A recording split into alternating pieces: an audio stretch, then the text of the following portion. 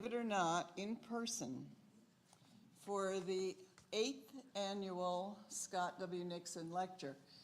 This would be our 11th, if it were not for some of the interesting things that occurred to prevent us from holding it. I'm going to leave it to you folks to read it in the New York Times. So, retroactively. Anyway, it occurred to me, what would Scott say if he knew we had held off on a lecture because of a pandemic? Probably pikers, something to that effect. I'm not sure that he would have necessarily approved. But sometimes I think Scott was a little contrary just for the fun of it. Anyway, this is a time of great celebration because we are honoring him again this year. And one of the things that we decided to do was to bring back the Iiger students.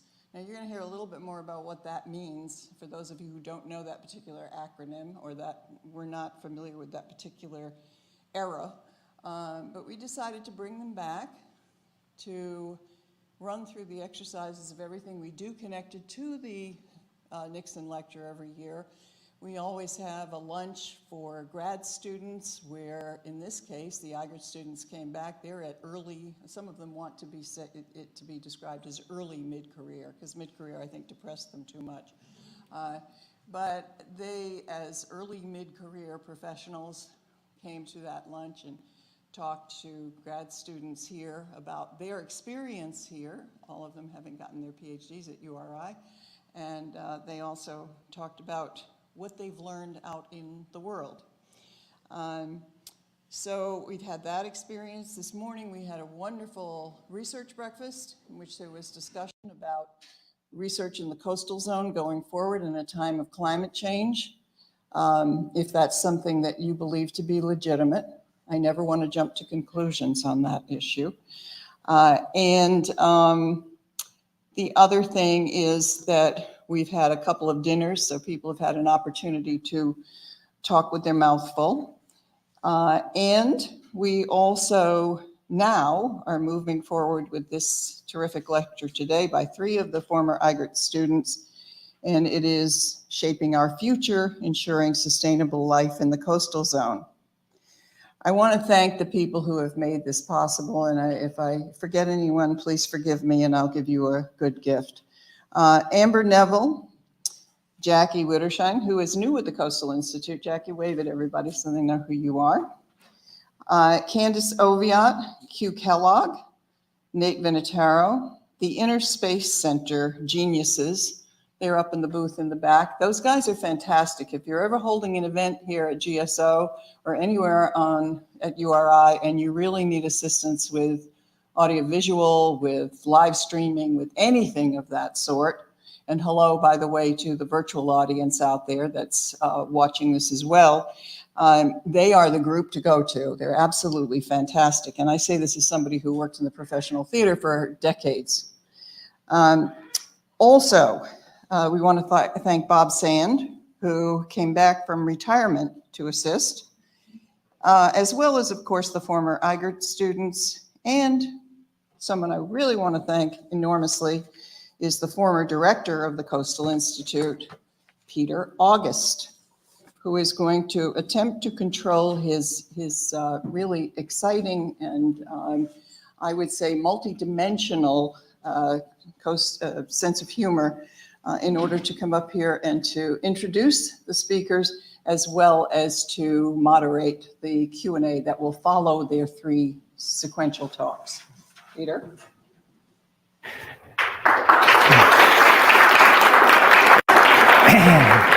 I think Judith just said I have to behave, so I'll do my best. I was the first Coastal Institute director from 2000 to 2009. The Iiger project happened in the middle of that, and Judith reminded me just before we sat down this afternoon that when we had our official brain dump pass the baton meeting from me to Judith and taking over the Coastal Institute, She swore I spoke for 20 minutes and did not use one complete word. It was 20 minutes of pure acronyms. Since I do pretty well in acronyms, I thought it would be good if I define a few that you'll hear a lot about today. Iiger. Iiger is a National Science Foundation program. It occurs now under a new name. It's an acronym that stands for Integrative Graduate Education Research Traineeship. Acronyms are okay, but nested acronyms are even better, so we called our program the CIP, C-I-I-P, the Coastal Institute Iiger Program.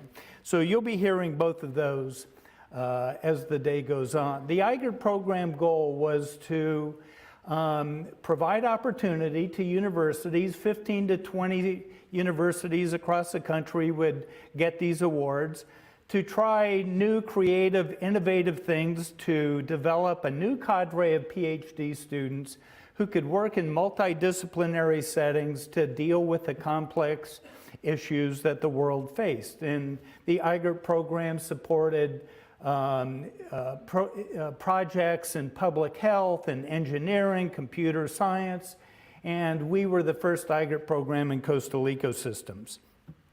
We had a couple of kind of core themes in our program. The first was your disciplinary expertise. What traditional PhD programs teach you was critical. That was your ticket to be at the decision-making table. But once you got there, you had to be able to interact, to communicate, and collaborate with people from other disciplines. And that's what our program strived to teach our students. We trained 23 PhD students from 11 departments.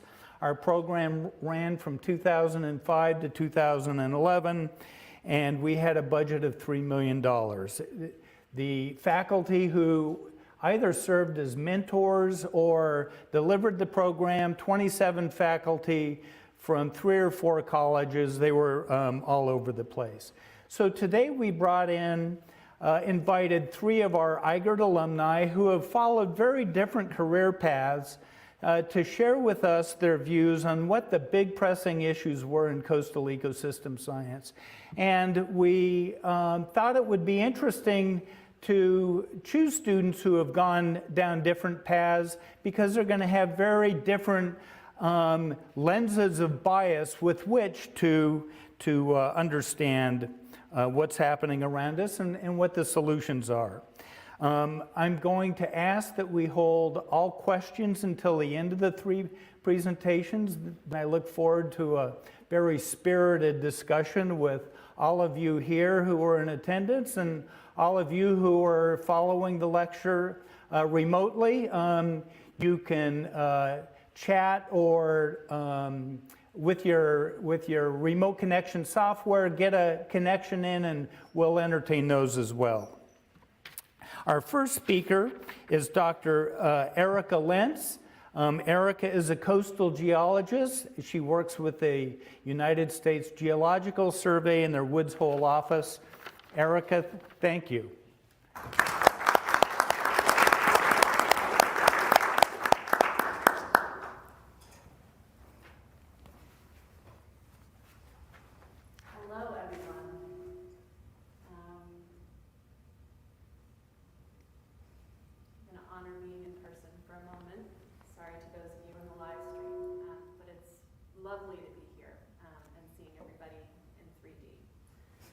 Lens of bias is something that Pete just touched on, and as Britta and Rob and I were talking about what we were going to be highlighting today, it was something that we realized we had talked about a lot in Iiger, and is something that we wanted to remind you of, as you're listening to these overviews today. We come from 3 very different trajectories, but we are also people that have been shaped by our very different experiences. And so I'll be noting some areas of bias in my talk, and I think Rob and Britta will be doing the same. So with all of that said, as Pete said, I work for USGS. I'm a coastal geologist in the program. And we're really looking at USGS. We have 3 coastal and marine science centers. one in Santa Cruz, California, one in Woods Hole, and one in St. Petersburg, Florida. And we really brought that effort together to look at coastal change hazards as a whole and future hazards. We've identified a lot of research complexities in this field, as well as innovations that are really exciting to tackle together. So it's a pleasure to be here.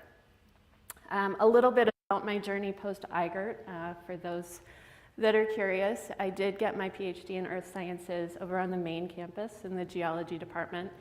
My research was studying barrier island change and evolution, both due to short-term impacts from storms, as well as longer-term decadal scale evolution at Fire Island National Seashore.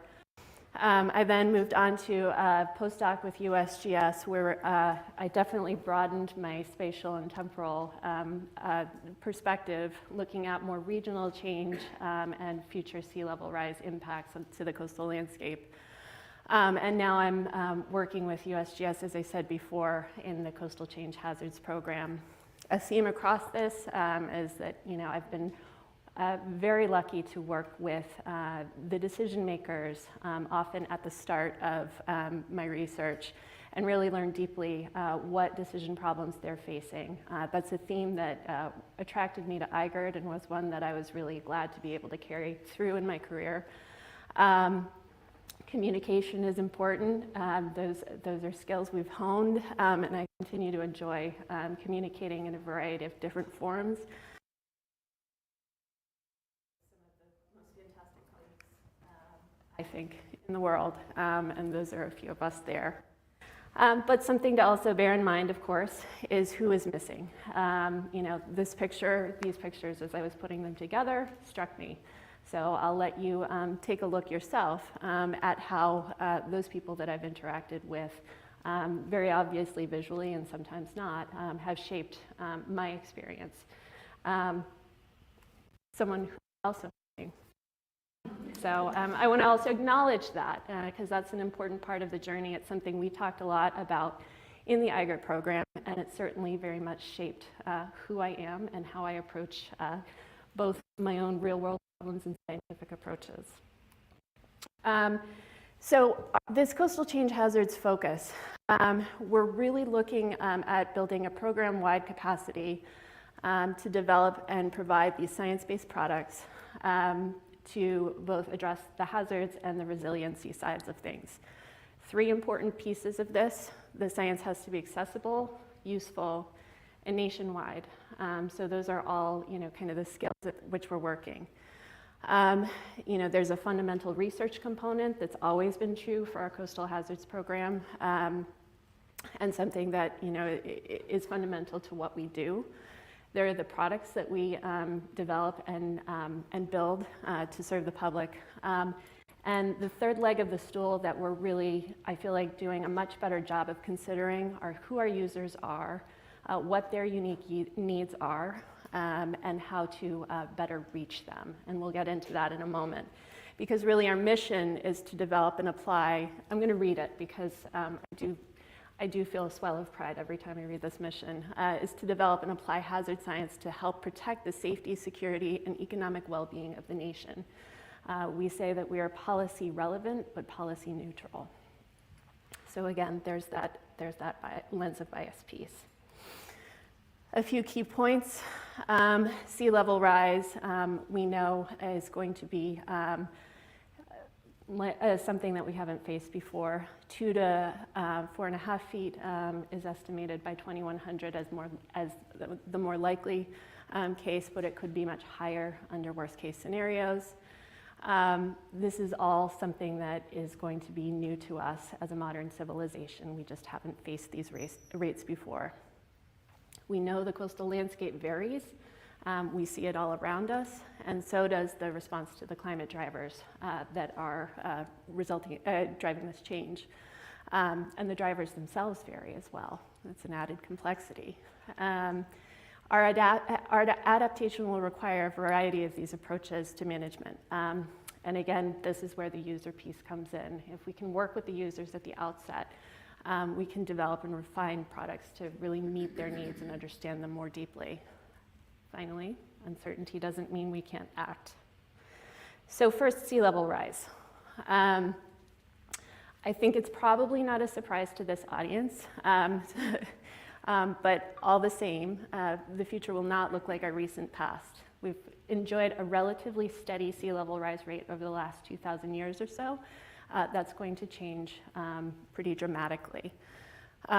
This is the more recent NOAA report that came out in February with the updated projections and scenarios that are going to inform the National Climate Assessment, the 5th version. And really, that report found that there's a lot of convergence around projections that are looking at a century's worth of sea level rise in the next 30 years.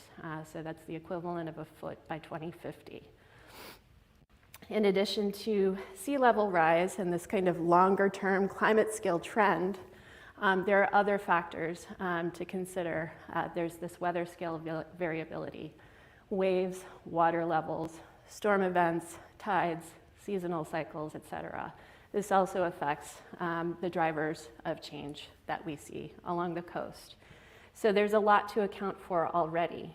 And then when we look at the impact to the coast itself, we've got that variable coastal landscape piece. These driving forces act on it. There are all kinds of physical and biological processes that are affected. There's groundwater impacts, wetland loss, flooding, coastal erosion. We've got these very different environments, from estuarine systems to marshes to heavily developed shorelines, sediment supply issues among those. And then there are these potential impacts. There's habitat loss, there's public safety that are the consequence. Management decisions that then get made that help to shape what the coast looks like, in some cases reconfigure it, which can also affect the baseline that the driving forces are acting on. And so the cycle continues. So there's a lot of uncertainty when we're looking at coastal change and coastal impacts. And yet we can't sit on our hands and do nothing, because decisions are getting made now, both in the short term and the long term, whether or not the science is available. And given our mandate, we really need to make this information more accessible to the people that need it. One approach that we've taken is working with users at the outset. This was the theme of my postdoc, where I got to work before any research had been conducted with 8 resource managers from across the Northeast through a structured decision-making process. It was a week-long process where we were sequestered in a room, similar to some of our Iiger experiences, actually. And I worked very directly with the decision makers to better understand, to deeply understand what the problem was that they were facing, what their objectives were, which were to sustain services and infrastructure, but also ensure the persistence of habitats and iconic landscapes. And really what we centered on was the science needed to show them better what land was simply going to be lost and what might be available, even if it was in a different form or somehow altered or changed. Okay, but decision making is a very iterative process, and it really allowed me to know firsthand how this information was going to be applied so it could be seamlessly ingested into parallel habitat models that were also being developed at the time. So how do we approach this problem now that we've identified it? What do we do research-wise? So we've heard from the users. We have some data. And we know things. We know some things well. We know some things less well. But we combine that information. In this case, we've been, I call it embracing uncertainty, but really using a probabilistic framework, a probabilistic approach to combine this information and this knowledge to give us a better sense of what the coastal impacts outcomes might be. So you can see some schematic bar plots associated with those. And those then translate pretty well to risk in some of these risk applications that decision makers are looking and in many cases employing already. Risk-based framing was something that the 4th NCA used, for those of you that might have read it. both what is most likely to happen, as well as how bad could things get, the worst case scenarios.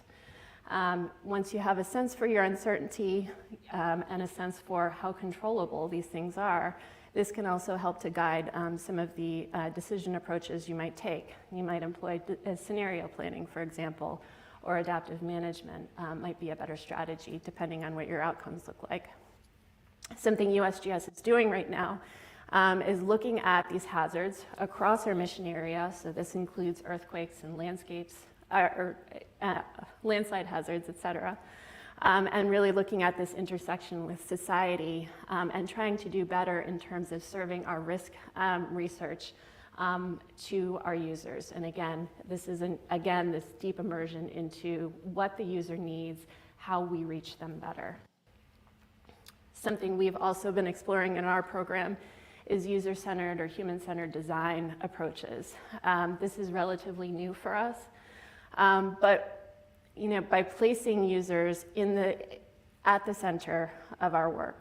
I'm just going to read it again. Our scientific products and research can be more effectively guided to provide more accessible data and information to meet user needs. This is a fascinating approach. We're working with design, we're working with social scientists on this. We're conducting empathy interviews and workshops with our target audiences. We're not just producing science because we think it ticks a box. We're actually trying to understand more what the needs are and tailoring our science, our research questions to make sure that we're providing information that is applicable. So this is also informing some of our comprehensive data access and visualization products. It takes a lot of time. We have to be patient. Our leadership has to embrace this. This is all new for USGS. It's a big change for us. It's very exciting. I'm very excited, given where I came from and my experience in Iiger and what you know about my experience to date. So back to coastal change hazards and this focus. So again, that theme of defining shared goals and a common vision. We can ask these research questions, and provide that fundamental research, observe, monitor, model, and forecast. That is something that we do well in our program.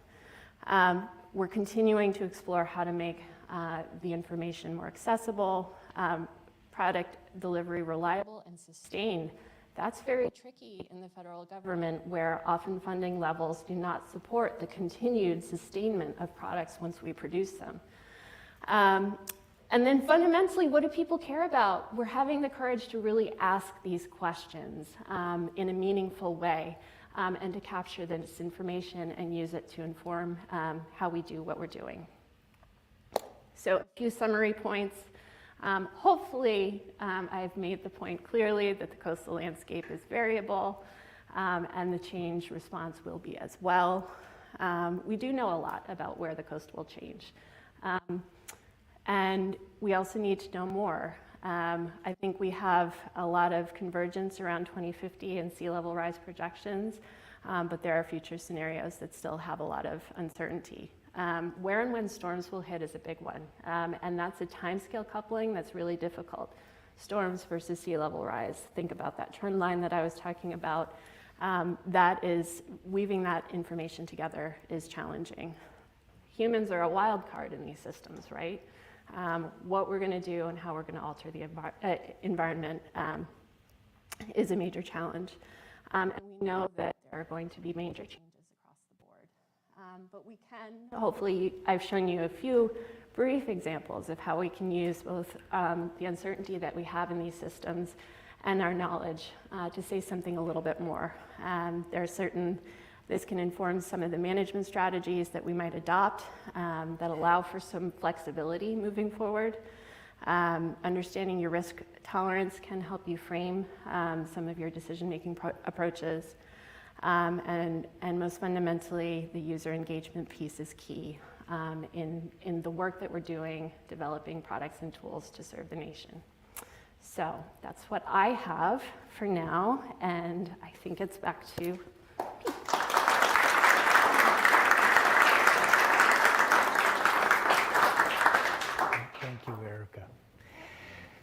Our next speaker is Dr. Rob Griffin. Rob is an environmental economist. He splits his time between the East Coast and the West Coast. When he's on the West Coast, he's at Stanford University, where he's working on the Natural Capital Project. When he's on the East Coast, he's at UMass Dartmouth and works as a research professor. Rob? Thanks, Pete.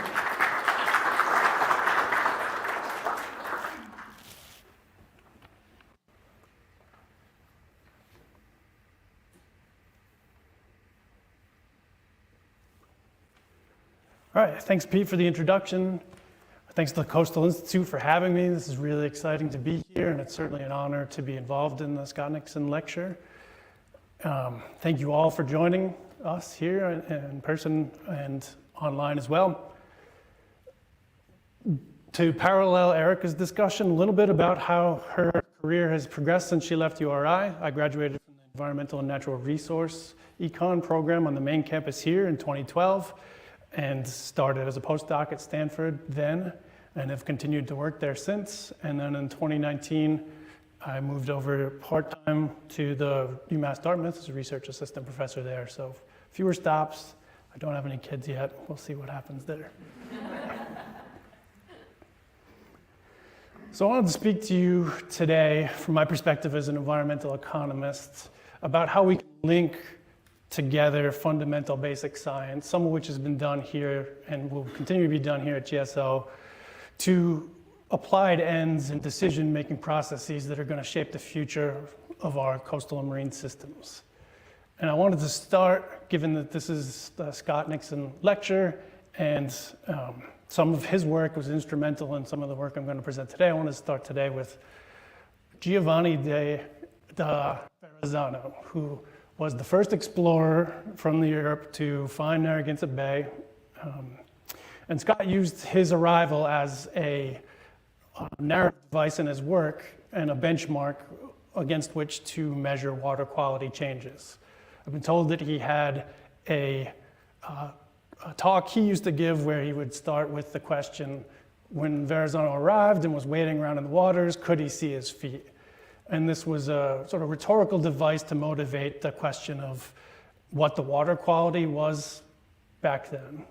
It turns out that that's almost 500 years ago now, 498 years ago that occurred, and a lot has changed since then. There's been millions of people that have moved into the watershed, that we've seen the pre-industrial age, the industrial age, the modern age have all transpired since then. And by Scott's own accounting in the 1990s, all of that had increased nitrogen loading into Narragansett Bay by a 5-fold and phosphorus loading to the bay by 3-fold. And these water quality issues spurred action in that time and thereabouts, in particular around trying to comply with the Clean Water Act and reduce the amount of impaired waterways in the Narragansett Bay watershed and the bay itself, and in particular thinking about and putting money towards improving wastewater treatment plants, so point source pollution loading into the bay. The Narragansett Bay Estuary Program has done some excellent work to summarize this in their most recent State of the Watershed report, and I recommend that you flip through the 500 pages if you have some time.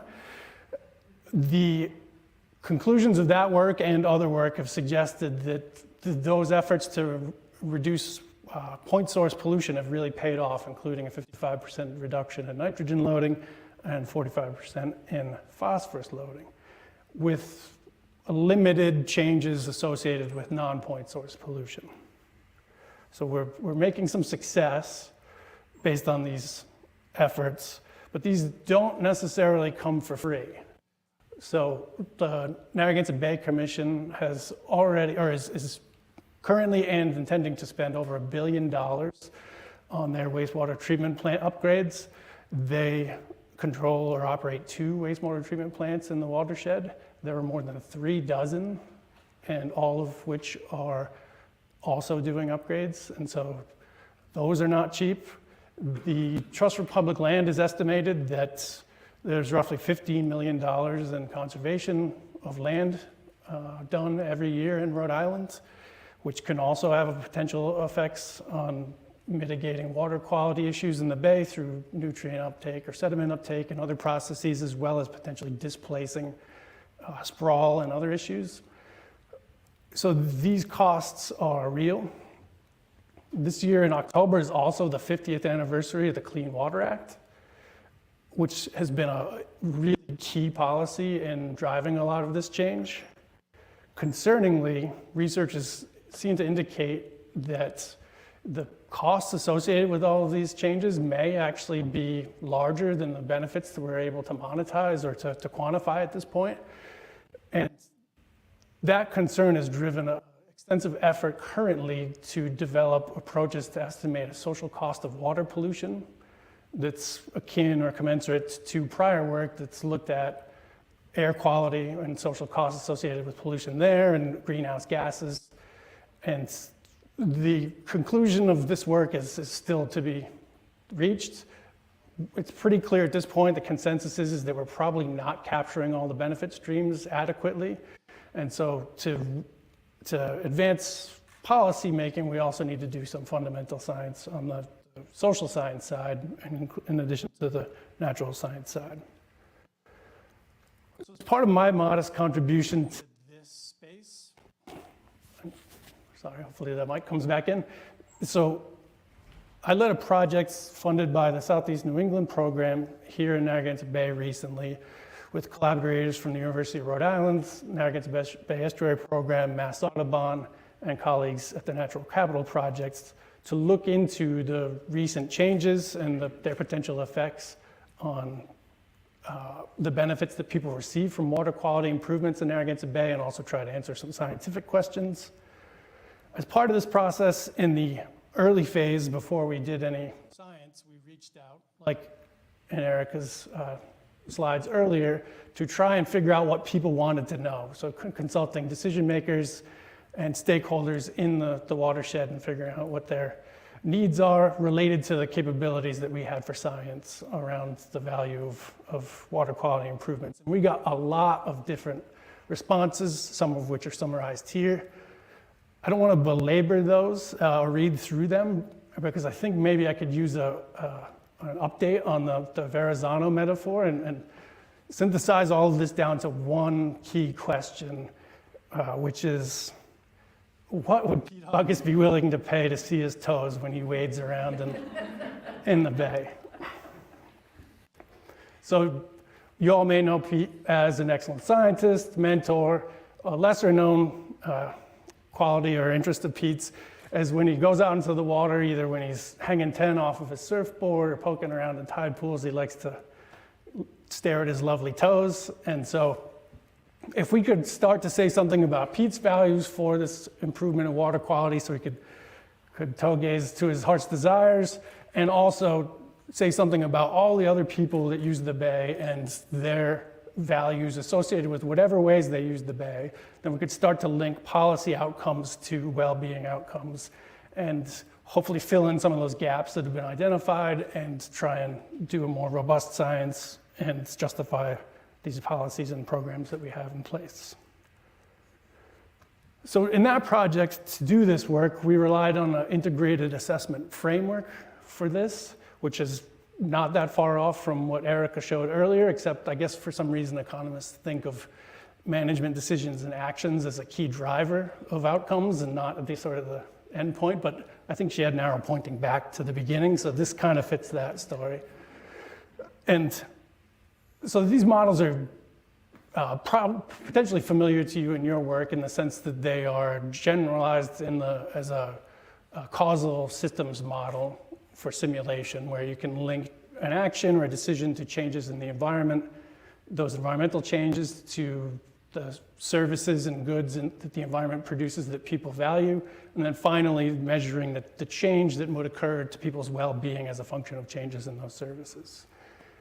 I'm not going to go into any depth here on this other than to say that, thinking back to the motivation for the Iiger project and the training that many students received there and the faculty really stressed was this integrated research is critical, But I would argue that a step further, and this is kind of going to be the thesis statement of the rest of the talk here, is that it's not essential just to have integrated interdisciplinary research, but it's also key to link it to applied decision making at the end for the benefit of being able to affect decisions in a useful way potentially, but also as a reflection to see what we've achieved with basic and fundamental science.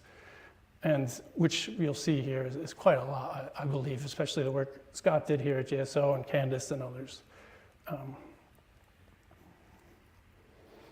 So in terms of outputs of this study, we found, not surprisingly, that those large reductions in phosphorus and nitrogen loading into the bay also generate large changes in potential value for people. So we estimated a change in roughly $50 million worth of per year for willingness to pay for the water quality upgrades that have been seen over the last 2 decades.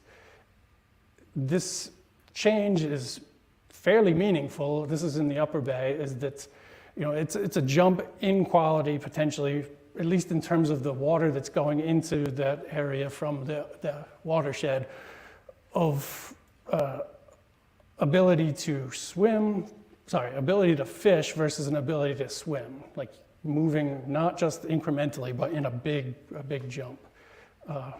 You might not want to drink it yet, but swimming in it would be okay.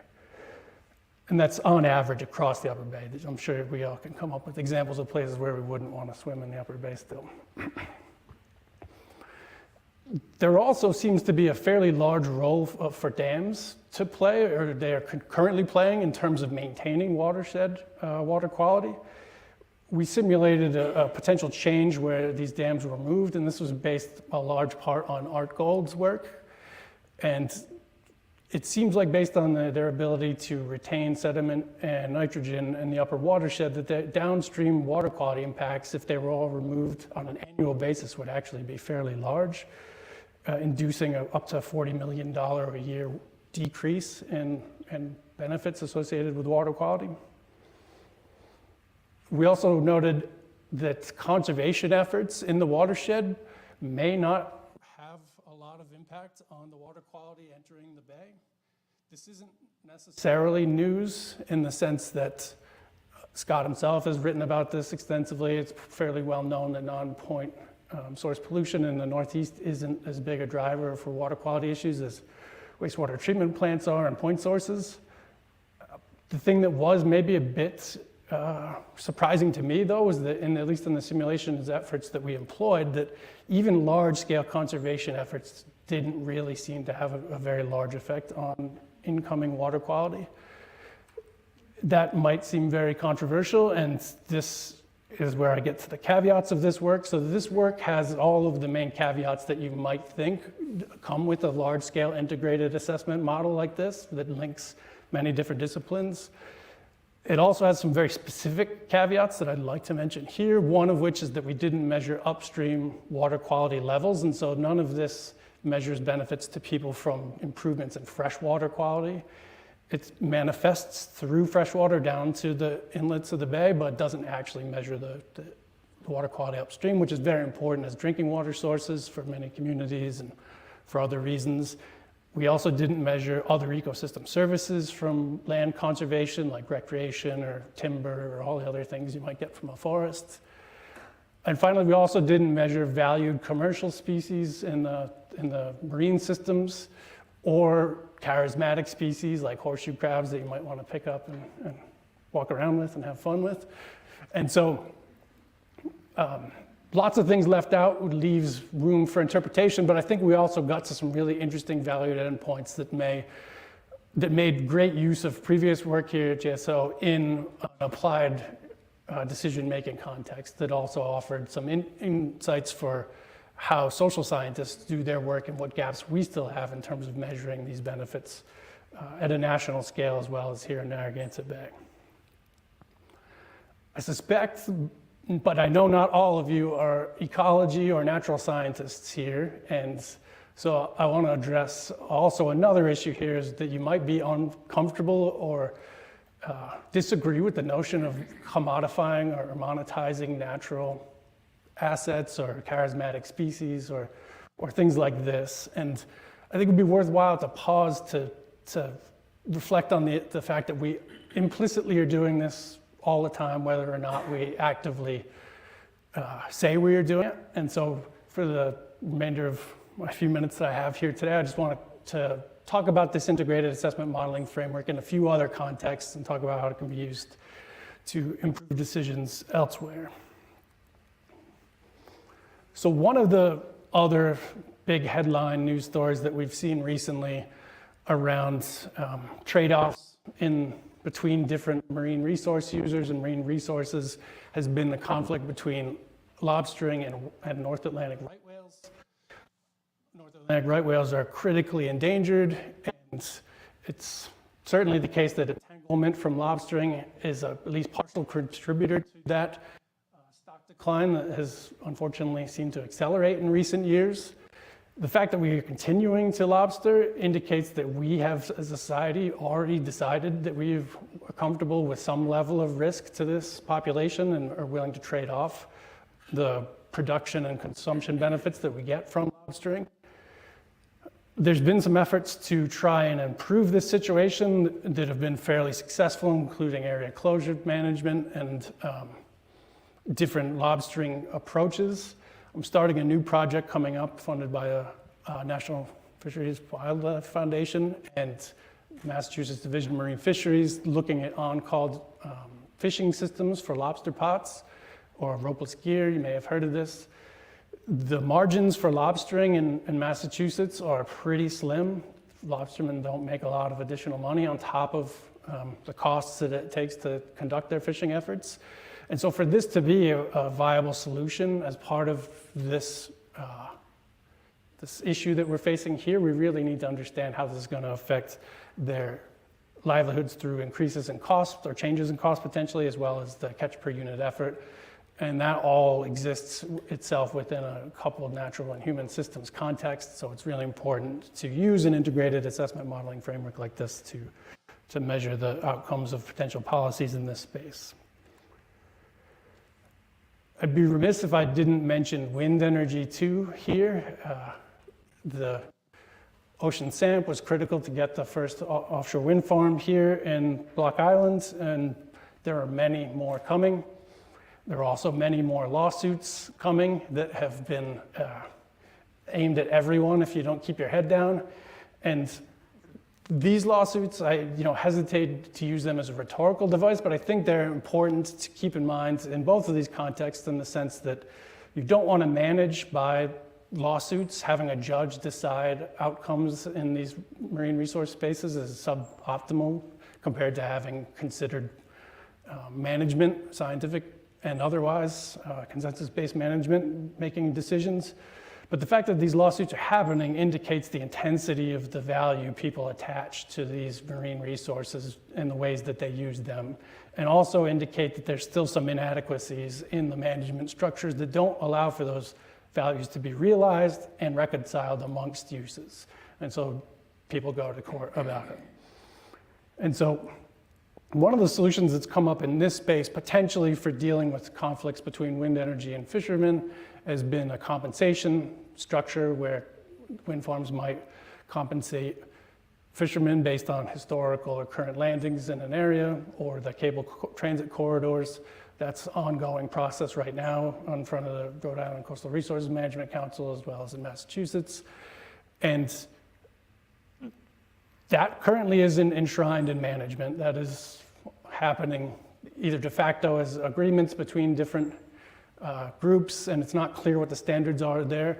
But one thing that is clear is that we know from other research that these populations, these fish populations, are not staying in the same places. They are moving, and they're moving rapidly. And so the durable asset that is a wind farm that can operate for 35 years out on the continental shelf may have different fish moving through it now or 10 years ago than they will in 20 years. And so having a policy that is based on existing economic activity and resources seems somewhat short-sighted. So I've started a project with a bunch of collaborators under the National Science Foundation's Blue Economy Convergence Accelerator program to look at how not only wind energy and not only fisheries revenues, but other valued marine resources, including birds, whales, and more, are going to change through the future, and not just measure them in biological or biogeochemical terms, but also thinking about how they manifest to valued resource outcomes in a spatially explicit way to help inform ocean planning.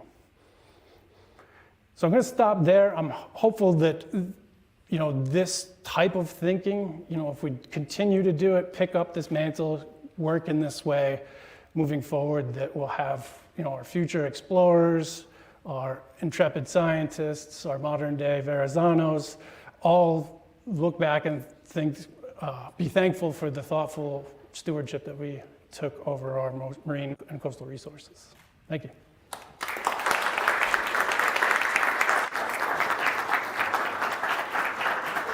Thanks, Rob. That was great.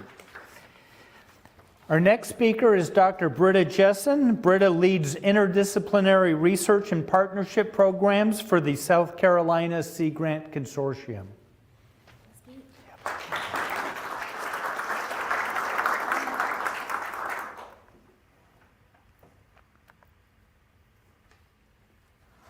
Wow, it's weird to be back here. But thank you very much. I'm humbled to be part of the Scott Nixon Lecture Series. It means a lot. As Pete mentioned, I'm currently with South Carolina Sea Grant, but I thought I'd talk about this work that I've done, which extended from my graduate research here in Puerto Rico. And I thought I'd start by sharing with you this team. Well, actually, at the moment that this photograph was taken, this is not a team yet. This is a group of specialists in their field. Some of them are social scientists, some of them are resource managers, some of them are coastal ecologists, and one fantastic wizard of remote sensing and computer learning algorithms. So at this moment in 2018, as this group of people are standing on Keewaydin Island in Southwest Florida, this is the second time that they've gotten together as a group.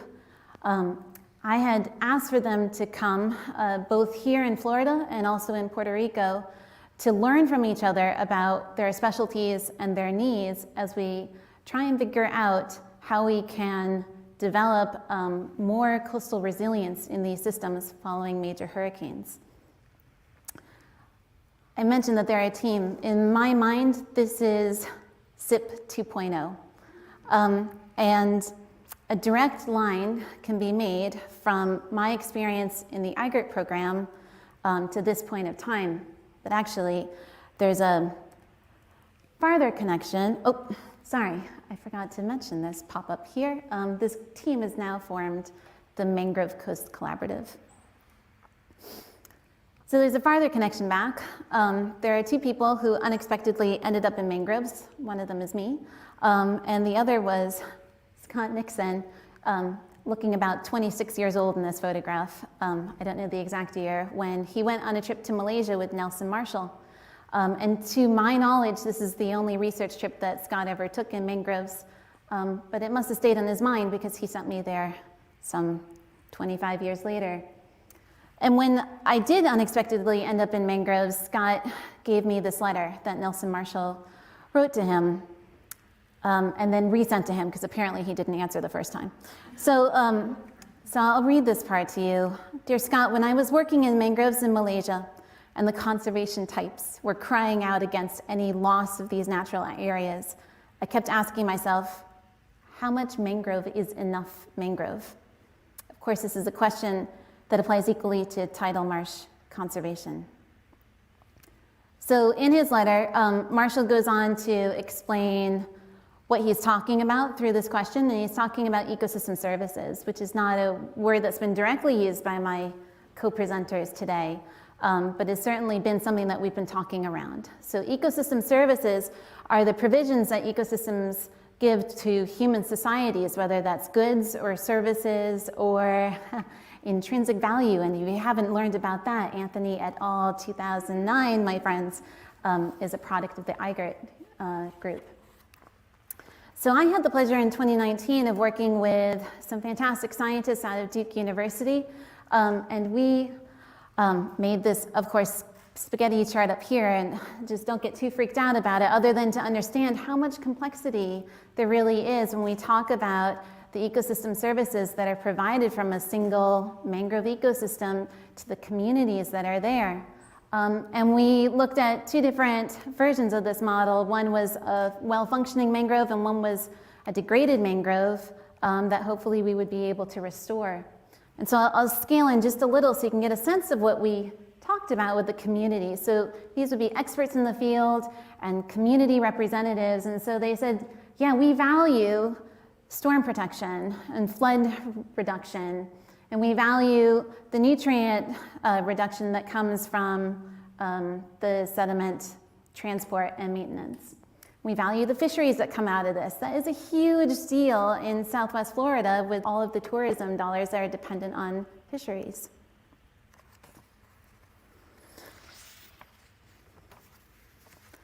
So that was all in my mind, as was the letter that Scott gave me about a decade later, when I returned to Hobos Bay, which is on the south coast of Puerto Rico, 6 months after Hurricane Maria had come through. So that's the perspective that was taken from a drone shot just after the hurricane passed through. So how much is enough to protect not only the communities that live directly behind these mangroves, but of the rapidly accelerating coastal population that we've had across the world, whether they're behind mangroves or salt marshes. But recently, I think that that's not our only question, and I think that we should start adding two more important questions onto this.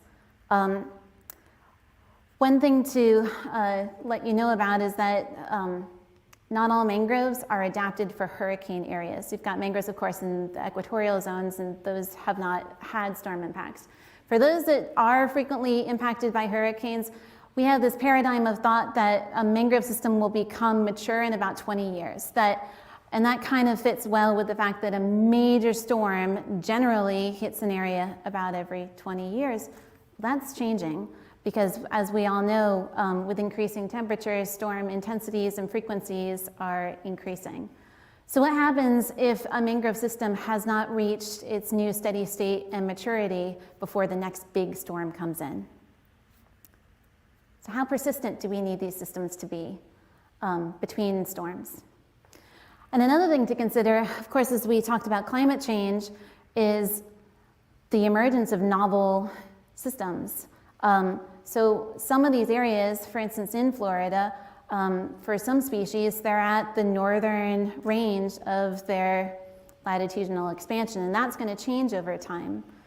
And so what are those novel ecosystems going to look like? How consistent do resource managers need to keep these systems as we have these expanding ranges?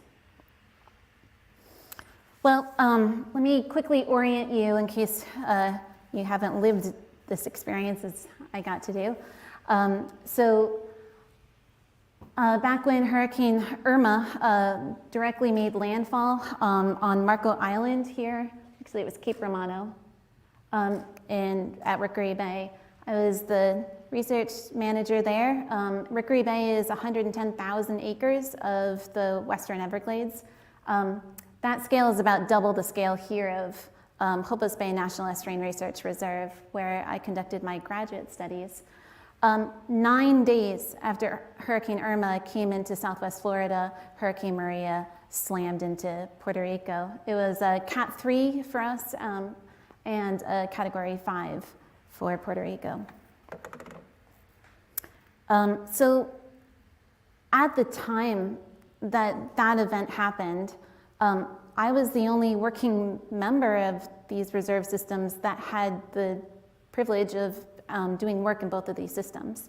So, and I knew the important lessons that we could gain from the fact that we've had a lot of similarities and some contrasts between these two systems, and it seemed critical to me that we start doing some cross-exchange work.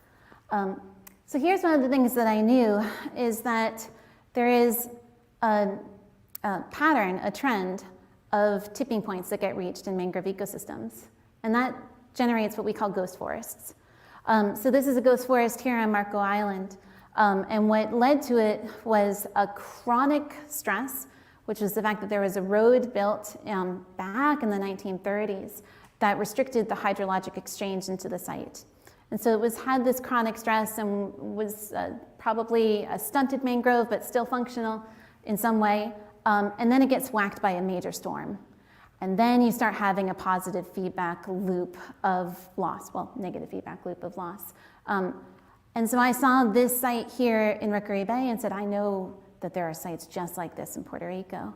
And so it was time to make sure that other people were seeing the same things that I had seen over time. So I brought the team together, and we used a method called CoProduction, which I'm very glad that my co-presenters had also talked about.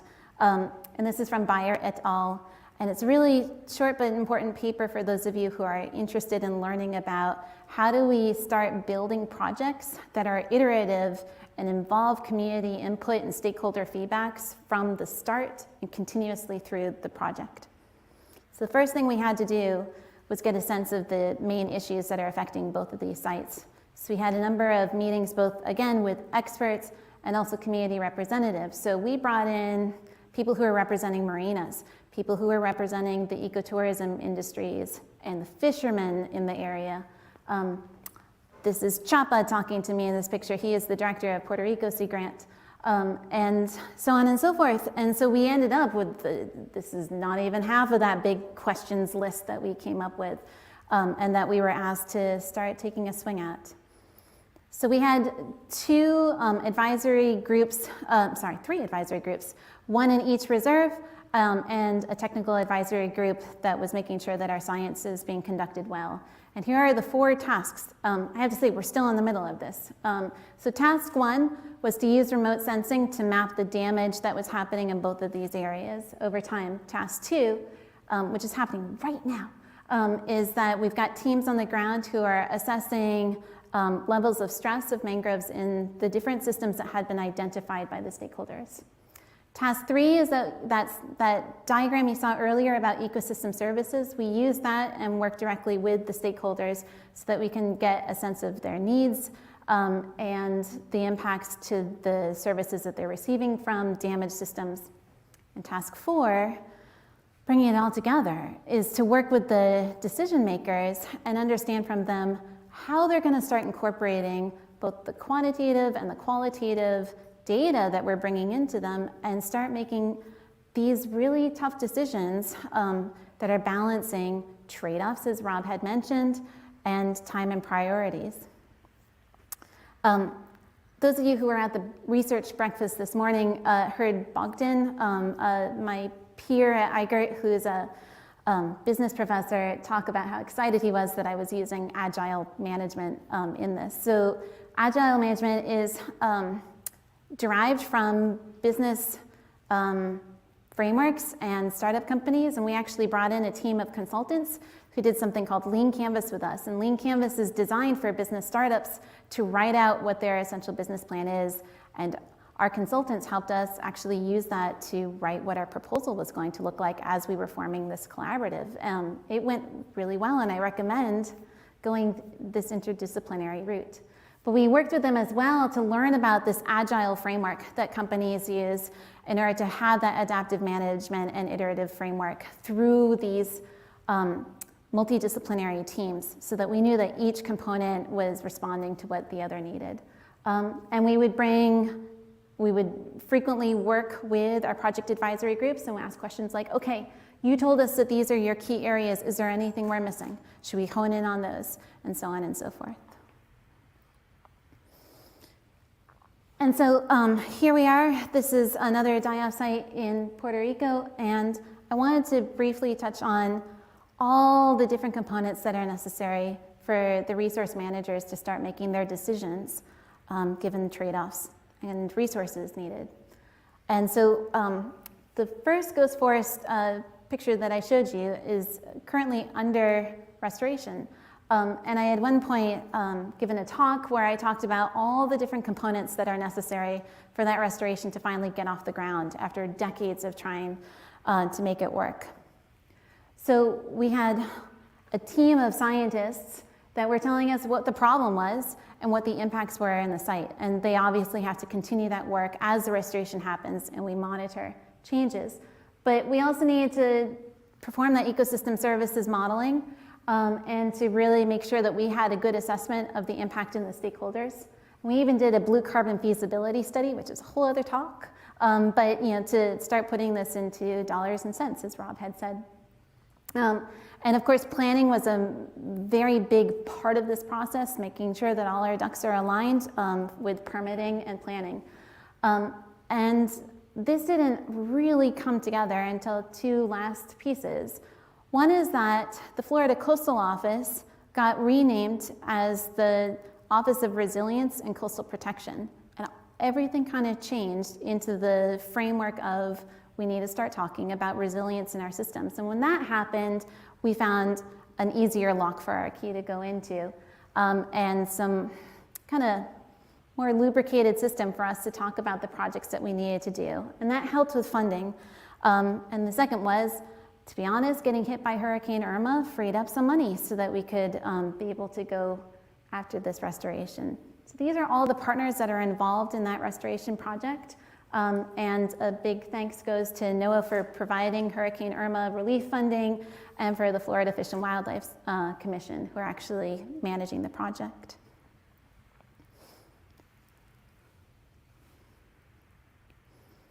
So to sum this up, how are we building a path to these three persistent questions? We need to continue keeping these teams well-funded and lubricated, and we absolutely need to bring in the social science aspect as we're looking at what kind of projects we need to take on in the future.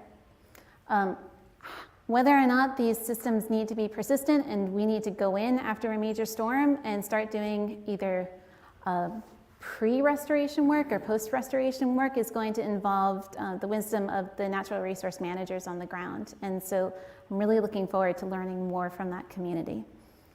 And creative modeling for how consistent these need to be. At the time that I was leaving Florida, there was some really interesting discussion going on about species distribution modeling and about how we can start taking into account our climate models and blend them with species distribution modeling to start coming up with some new ideas for what our novel ecosystems are going to look like over time at these range shifts. So I'll go back to what Marshall was writing to Scott. He says, where did I want to start?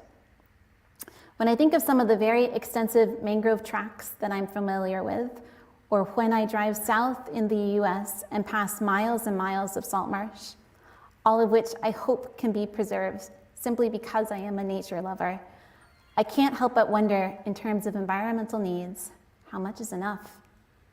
And I think that Scott was also addressing this before Nelson wrote, when he said that the debate over the value of tidal wetlands is complex and very emotional, and indeed that's quite true.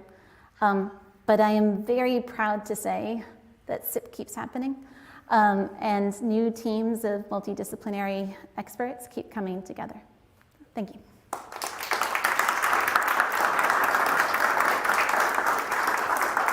I think that was great.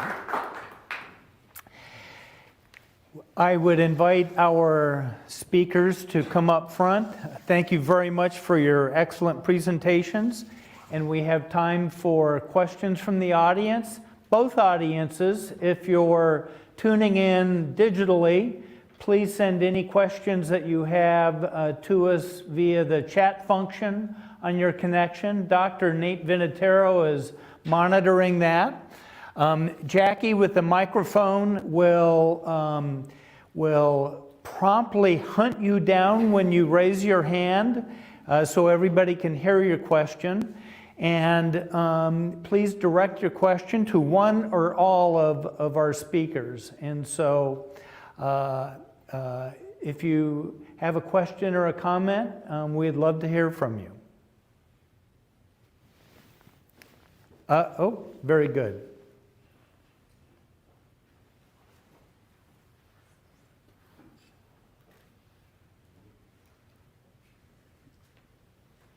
Good afternoon, I'm John Torrey with the Nature Conservancy. Question for Dr. Lentz.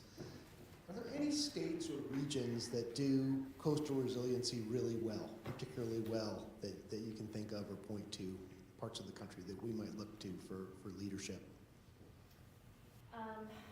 I guess I would push back on you a little bit and ask you how you're defining resiliency, just for a moment, in terms of returning to a former state, or resiliency is a term that has a lot of different interpretations I've learned over the last few years. So if you could clarify that for me. I was thinking in terms of,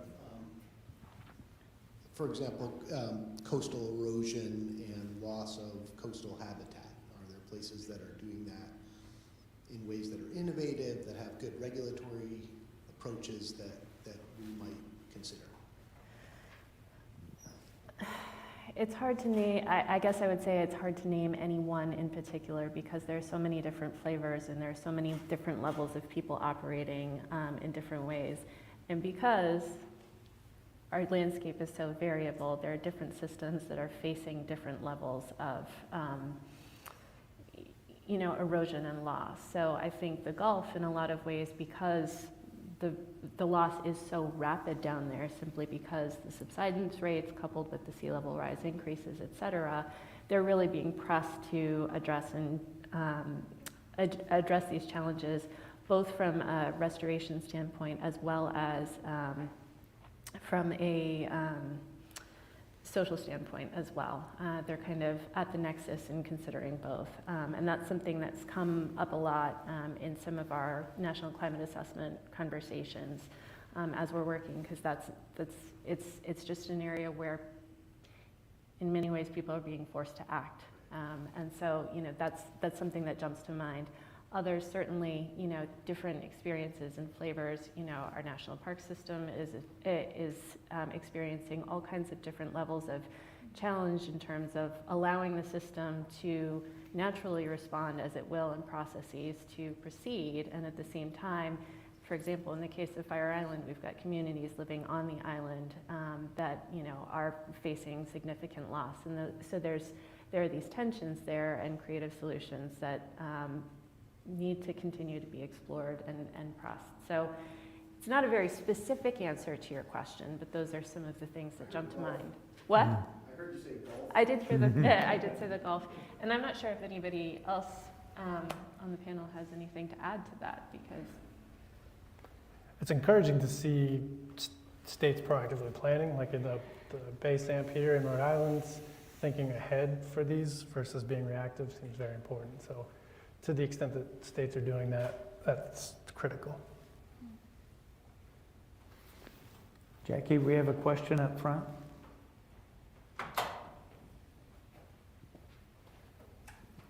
Hey guys. So I have a question.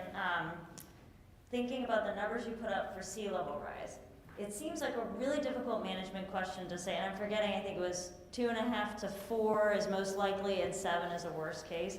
So you might have a really creative solution, but it can only make it to 4.5. So how do you know, to hit 7? And one of the problems is that we're having a really hard time constraining globally what sea level rise is going to look like. It's mostly from thermal expansion. We don't know the heat content change of the deep ocean. The problem is, a lot of the area of the deep ocean is in areas beyond national jurisdiction. So it doesn't make it into the national climate assessment. So how do we, it's a local issue, because it's going to be sea level rise in Rhode Island, but it's something happening offshore and we don't know enough about it, and it's costing local dollars to not be able to constrain the model to know the appropriate solution. So what's this discussion looking like these days? Oh, I'm sorry, that was the softball.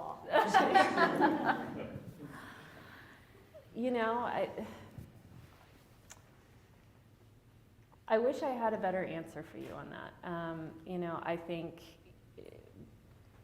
scientists in many ways are very comfortable with uncertainty, but almost too comfortable with uncertainty, and then it gets to this very blurry problem, right, of, now nothing's specific, and what do we do with that, and how far out do we build our cones of uncertainty or otherwise, around this, and then is that meaningful, or does that spark any action, or anything specific that people can then use and bring into their approaches. So, I wish I could say something more specific to you on that question. I think it's something that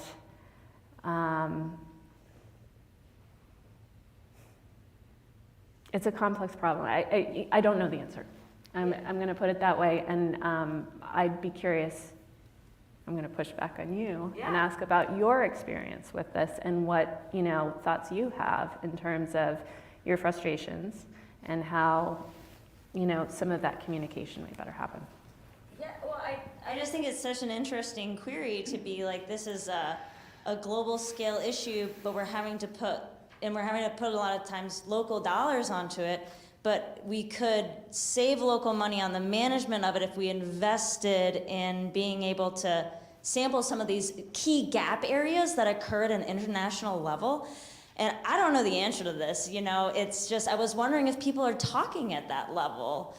Not in the conversations I've been part of anyway. So, and it's a great point to raise because now it's on my radar screen moving forward. Yes. So I could tell you that.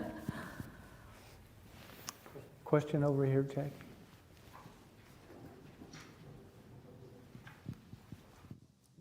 Thanks very much. So first, two things. One, shout out to uncertainty.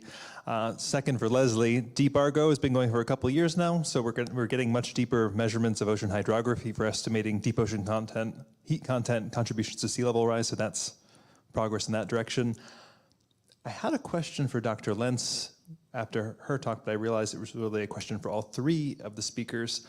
Where do observations come in here? As you all are co-producing these solutions for very different problems, and as you're all running very complicated systems models, do you have the data you need to inform those decisions and to test those really complicated models? And if you don't, what are those data you need? Can you get them? What does the future of that look like? Yeah, you need a break, don't you? Well, no, it's fine. I didn't put up, I took out a slide for time about the use of the remote sensing that our team's been doing. I think where we are at the moment is we might have the spatial coverage that we need. We need more ground truthing to really get the learning algorithms to really identify, and frankly, we need to identify what are we calling for instance, like a healthy state system or a stress state system. So these models can tell us it's green.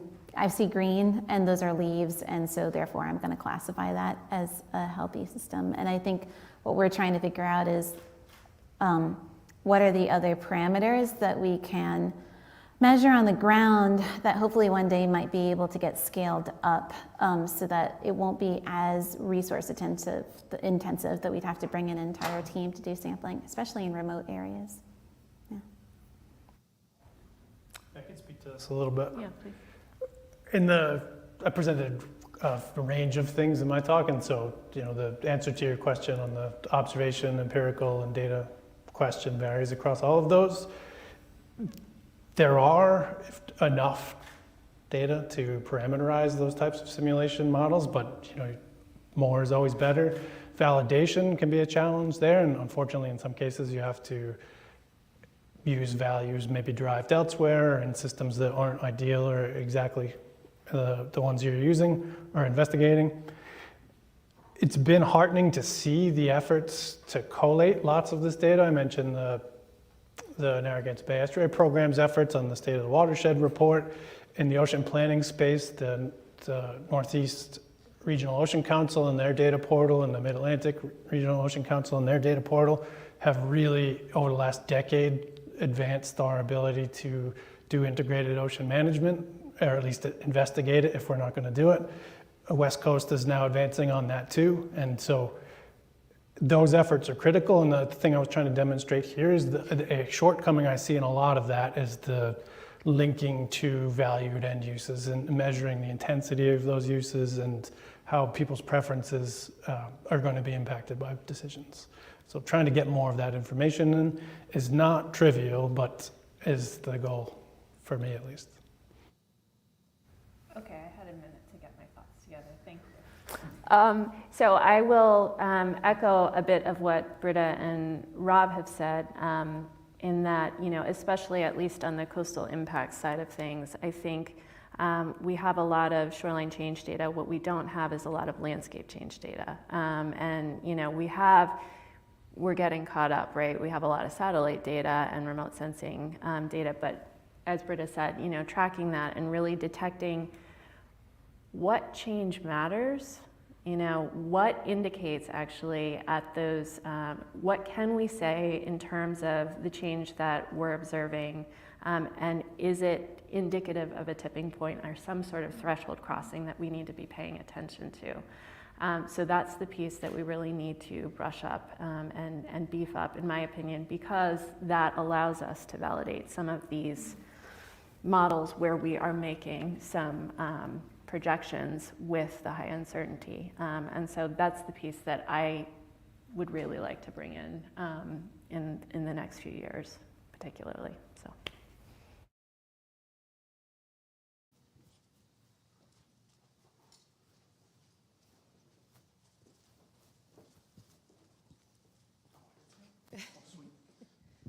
I have a question, I guess, for all three of you, but maybe Dr. Griffin knows a little bit more in terms of the economics. So I work with industrial man-made contaminants in coastal systems. And what I did before that was more along the lines of what you all do, coastal biogeochemistry. And what I'm kind of moving towards in my own research is those things really go hand in hand, looking at how you can add value to things like living shorelines, because they actually will probably remove a lot of industrial contaminants, specifically PFAS, what I study. So are people factoring that in at all? Because USGS, for example, cares a lot about polar organic contaminants like PFAS. And I think people who care about money also would care a lot about that. So is that something that's creeping into your world at all? Other ecosystem services drawing down contaminants that are I really think that's how you're gonna make living shorelines easier to sell to a government. Start with that. The water quality model that I presented, I didn't mention this, but it was a 6 pollutant index that included a wide array of different potential contaminants. Not that one, unfortunately. I think that's partly due to catching up to the reality of that situation. But it certainly could be included in there. It really depends partially on, to get to a valued outcome, what are the potential valued changes that arise from having that in there? Is it the kind of thing that you wouldn't want to swim in? You certainly seem like you wouldn't want to drink it for health reasons, and so it could be incorporated along the same lines that I just mentioned, and certainly has been explored already. I know there are EPA staff here in the audience that could maybe speak more into what they think the priority is for that relative to some of these other pollutants. I'll put on my Sea Grant hat and say that living shorelines is a big interest in South Carolina. And value added through a service like that has not come up yet. I think it's more really for where we are in the low country, it's focused on flood control. And growth of oysters just for general water quality, but putting it in an economic term, I think would be very useful. I think that one of the major hindrances in every living shoreline project is to make sure that the permitting is in place, and that seems to be, I think, one of the biggest barriers. It's certainly a conversation that I'm having in the interagency space a lot. Again, not necessarily tied to this specific issue, but more of the nature-based solutions options and all of the different flavors and how far that has come in the last few years, and certainly since the last climate assessment. So yeah, that's what I can say there. Like, are there certain types of living shorelines that are better at containing these contaminants? It's partially just like a theory I've developed, but partially also supported by literature that like the ones that focus on using core log designs Yeah. that retain sediment can potentially be a major source. So I used to work on a living shoreline that was a wastewater treatment outfall where they were only concerned about nitrogen and phosphorus, but essentially by putting this there instead of just a pipe, like a pipe out, you were drawing a lot of contaminants down into one specific section of the river and slowing their ability to spread instead of like a fire hose. So that was something that I had stopped working on because I came here, and I look forward to finishing one day. But like those kind of designs are potentially based on all the carbon sink research out there, really promising. So somebody wants to hire me. Good proposal. And this will be our final question. Oh, that's a lot of pressure. Thank you all for excellent presentations. You did a really nice job talking about the value of science and working with people to help make informed decisions. I'm curious, or maybe concerned about our little sort of limited options in terms of interventions, as well as the costs associated with those, as well as to what degree we're evaluating their effectiveness. And I want to be hopeful here, though. Do you have any nice examples of interventions that you think have helped made our communities stronger or more resilient?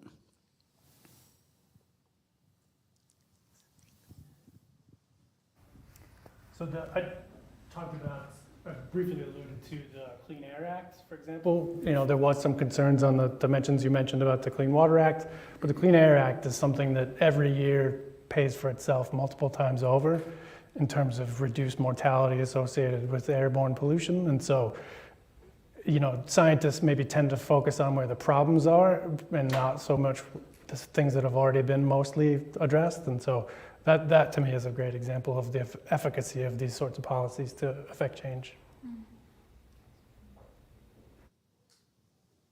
Yeah, and I would just echo that, you know, I think it shakes out in the policy realm and the policy space. And I have a colleague that's done a lot of work with trying to really build those relationships and build, you know, make sure that the science is actually reaching the policymakers so that the policies can be that much more informed and hopeful. This is a lot of work in California right now, but I can offer that. Yeah. I was thinking about these inflection points in the system, right? So we've got this system right now of coastal management. And so one inflection point or like kind of new change to it is the involvement of private, either private resources, private landowners, or private companies that are interested in getting involved.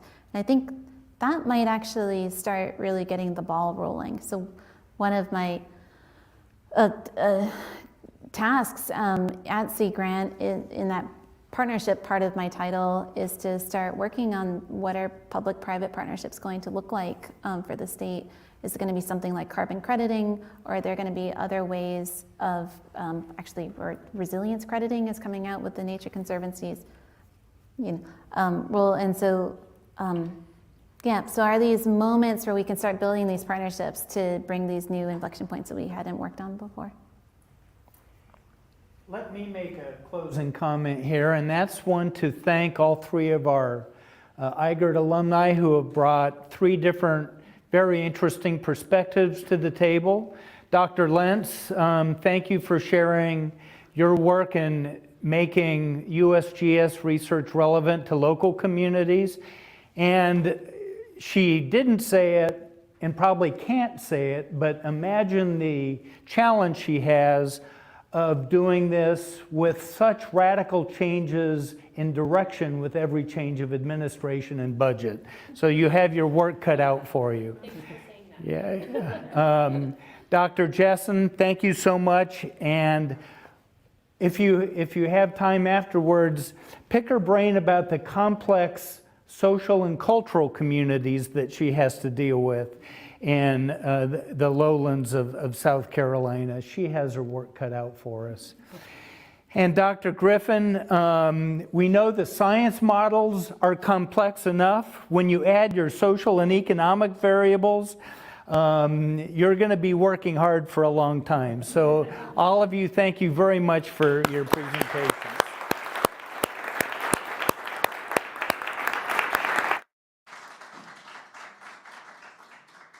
Peter, not so fast. I need you to stand right over there. I just want to say a couple words here really quickly. I'm going to be leaving the directorship of the Coastal Institute this June, and as this is my last formal opportunity to grab the mic, I'm taking it. The mission of the Coastal Institute, as many of you may know, is to advance knowledge, develop solutions to environmental problems in coastal ecosystems. There are 5 people who have served the mission in exceptional ways. And one of them, of course, is to my right. So I want you, if you would, to step forward to accept an award as a symbol of your place as a University of Rhode Island Coastal Institute Distinguished Senior Fellow.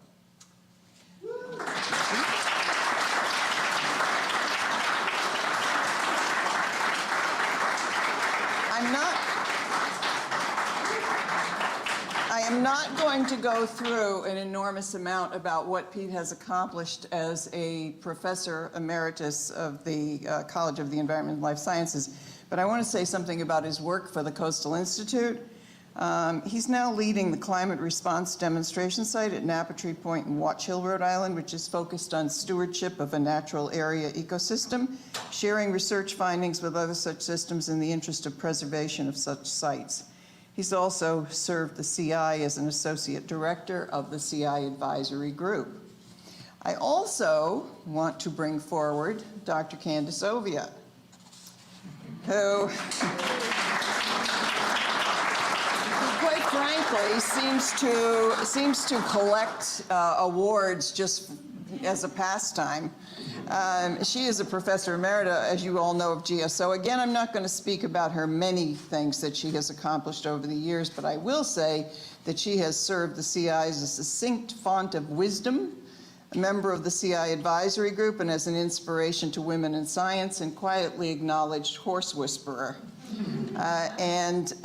You know, for each of them, the wave in this you may think is simply a wave. No, for Pete, it's a flood of acronyms.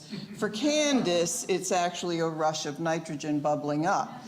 But in this particular instance, I congratulate you for also being a distinguished senior fellow of the Coastal Institute. And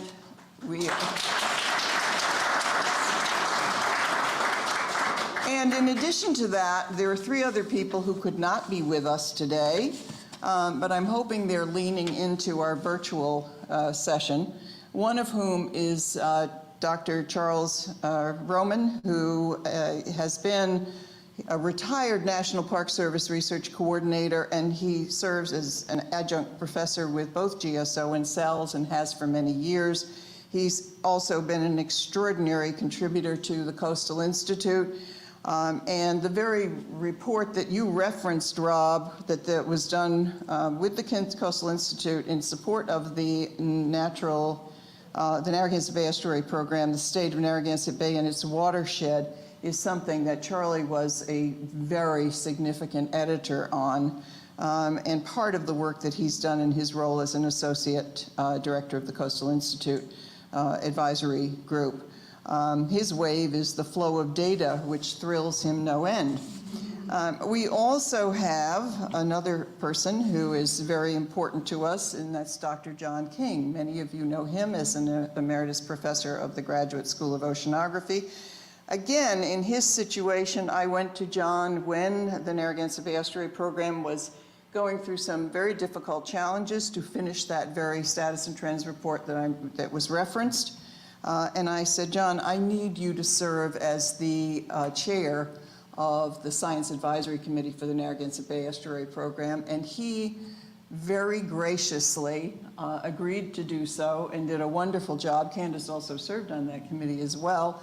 And it was a very important step in ensuring that that report was done, which means that the National Estuary Program distributed the funding to the Narragansett Bay Estuary Program and continued much of the very important research we all rely upon.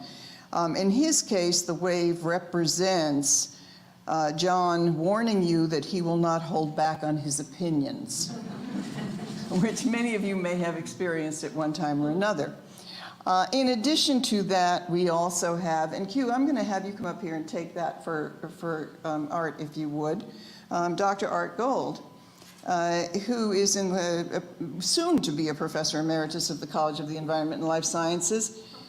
Art is working with us currently at the Coastal Institute on the Roger Williams Park Climate Response Demonstration Site. And you may say, well, what does Roger Williams Park have to do with a climate demonstration site for Coastal Institute?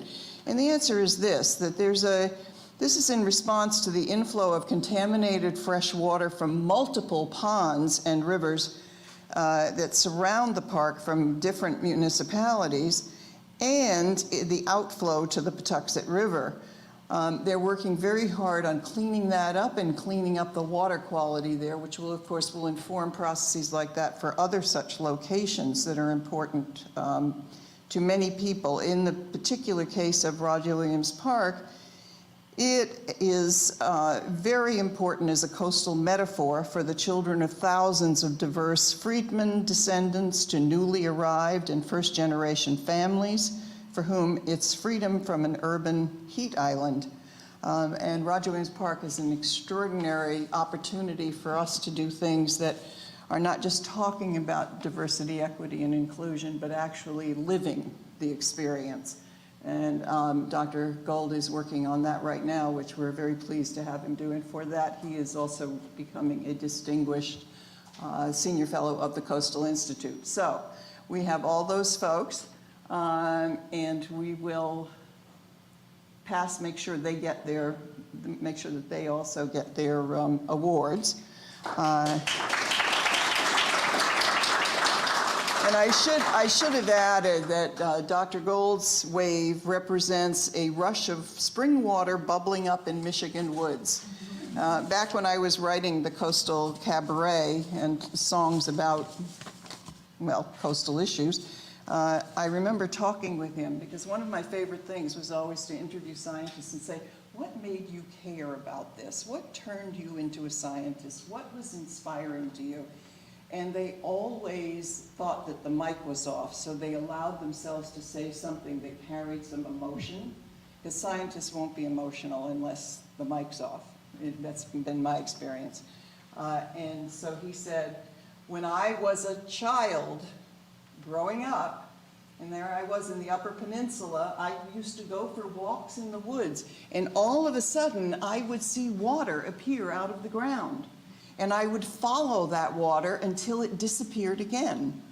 And I knew that was my life's work, which is pretty fabulous because it really is his life's work.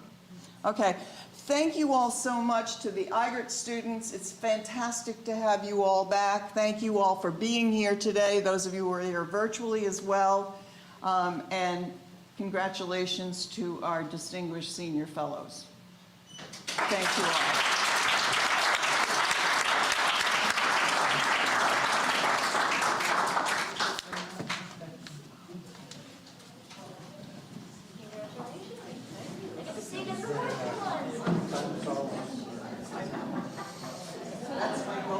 You succeed.